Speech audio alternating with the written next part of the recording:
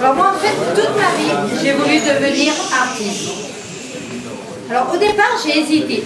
J'ai pensé à l'hypnose, vu qu'à chaque fois que j'ouvrais la bouche, tout le monde s'endormait. J'espère que vous n'allez pas faire pareil ce soir, hein. S'il vous plaît.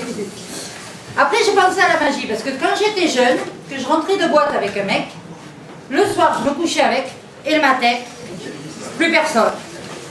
Alors je me suis dit, t'as finalement peut-être un don.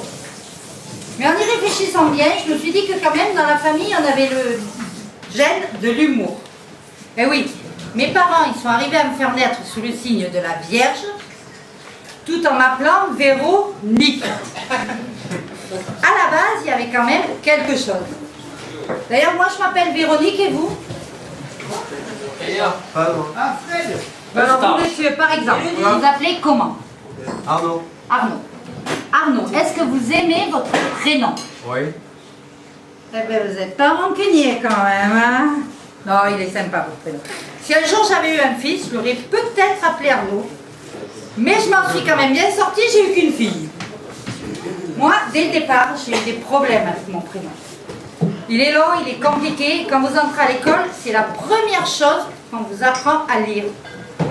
Alors le problème que j'ai eu, moi, c'est que quand ma copine Léa, au bout de 2 mois, elle arrivait à lire le sien, et que moi, au bout de 6 mois, je galérais, j'y arrivais pas encore, là, j'ai développé à 3 ans mon premier complexe. Je me suis dit, c'est pas possible, t'es conne.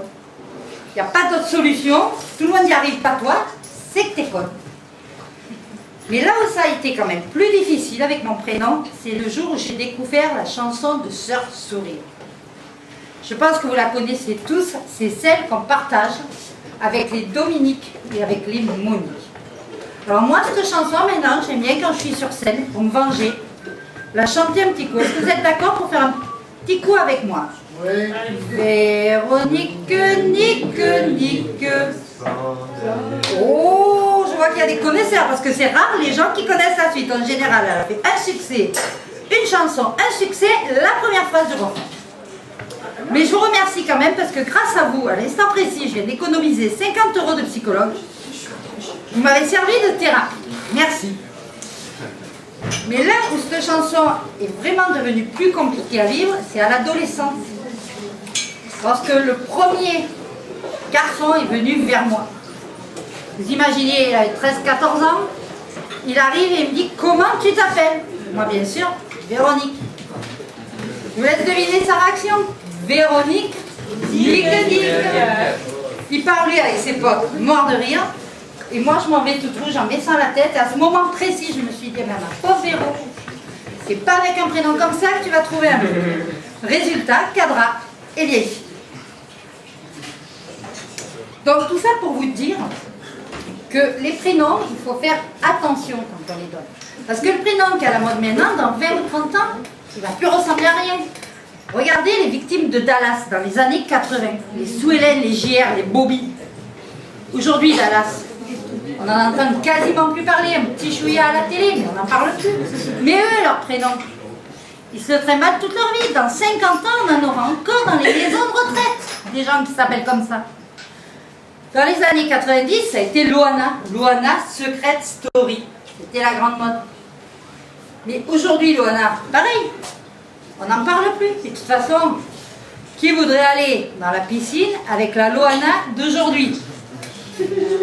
Ah, c'est la deuxième fois que je trouve quelqu'un. Merci. Merci pour elle. Mais déjà, voilà. Moi, mon problème, c'est qu'il faudrait trouver une piscine à sa taille. Déjà.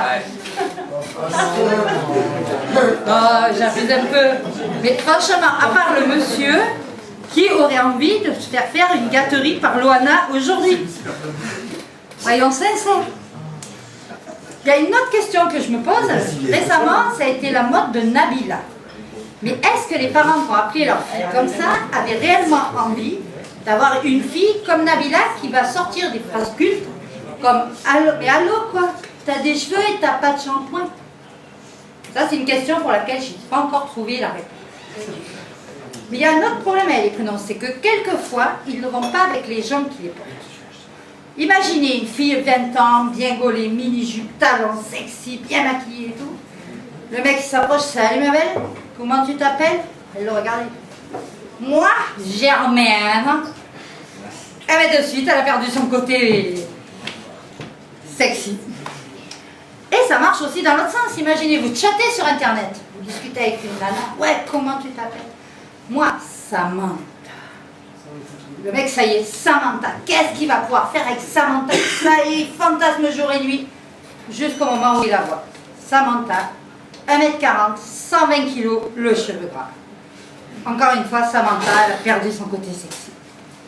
Il y a eu aussi une époque où il y avait une mode, c'était de donner des prénoms du type Clémentine, Mandarine, Cerise. À l'école, c'était plus des classes, c'était des salades de fruits qu'on avait. Bon, vous allez me dire, il y avait un avantage, la maîtresse, le matin, elle arrivait, elle avait ses 5 fruits et légumes, elle était tranquille pour la journée. Donc voilà, tout ça pour vous dire que si vous devez avoir des enfants, il y a des gens qui sont jeunes, ils peuvent encore faire des enfants, réfléchissez, donnez à votre enfant un prénom simple, basique, traditionnel, logique. Ou alors, vous avez une deuxième solution. Vous faites comme moi. Vengez-vous.